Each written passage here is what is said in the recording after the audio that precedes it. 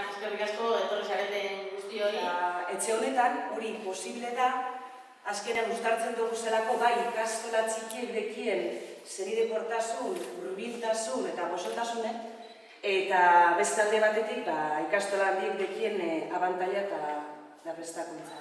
Parte hartzera, gonbidatu nahi zaituztet, ez bakarrik ikastolarekin harremana dute daukazuen noi, baizik. Osagai printzipal bat dagoela pentsatzen handik, eta osagai hori da eraikin guztien gainetik eta eraiki dozu esenak gure benetako ametsak eta gure benetako esperientzak.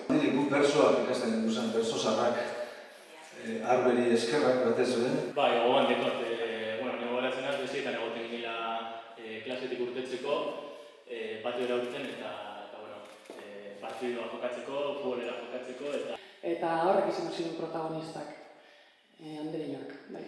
Eta hemen guraso ausartz batzuk, Andereño bideen agaz batera, asartu ziren eta embriori jarri zuten eta sortatu zen implantatzea.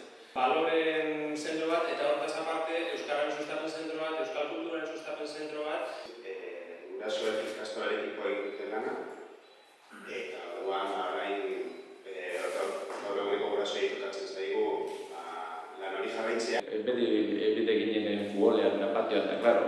Gero gelara heldu eta hori flauta instrumento indomable zango, niretzako. Ezinezkoa. Brasileetatik aurrera atzera paldoiak egin. Esan oso legala. Eta Jose Mario eta abuela, eta apurretan zerratzen ziren, baina horren gauza adibes.